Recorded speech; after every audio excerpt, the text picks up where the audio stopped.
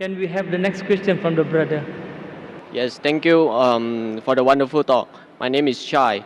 I just want to know, since media is the most powerful weapon nowadays, certain irresponsible parties have released media which causes certain parties to resort to much violence method in solving the problem.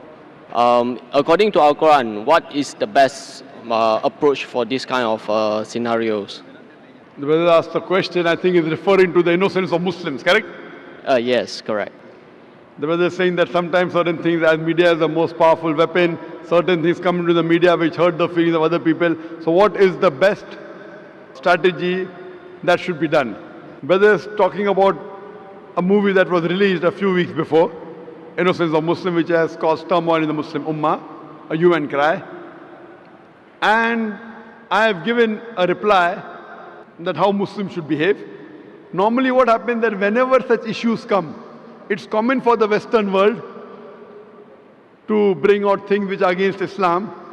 We had the case of Salman Rushdie wrote satanic verses, Taslima Nasreen wrote Lajja, then we had the Danish cartoons, now we have Innocence of Muslims. See, normally when such things come, almost all the Muslims jump into the agitation. Number one, what happens is that if Muslims are doing certain productive activity, for example, one person is doing some 100 points of activity, I'm doing 100 points, he's doing 100 points. When such things happen, everyone jumps into it and we stop our normal activity. Maybe from 100 goes to 0.5. And we all jump into these things. Muslims are emotional, that is good, mashallah. But what happens, the growth of activity stopped. What I suggest, there should be specialized organizations to deal with such issues.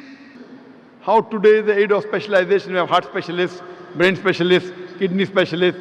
We should have specialized Muslim organization to deal with these issues so that the other Muslims can continue with their normal routine activity of spreading Islam and not stop the growth.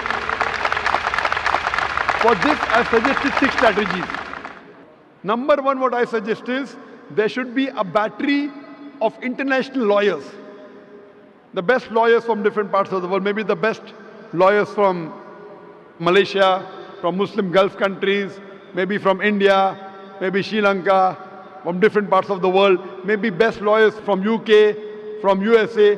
Whenever such things happen, we should file a case in the International Court of Law. I don't believe we will get justice. I know the International Court of Law is far away from justice, especially where Muslims are concerned. But at least we will put our point through. Have the best of lawyers. The person who has done the act, he should be brought to task. Even if the law will not punish him, but he'll have a hell of a time replying to it. Number one, we should have battery of international top lawyers. If required, we should hire even non-Muslim lawyers. Put a case in the International Court of Law, point number one.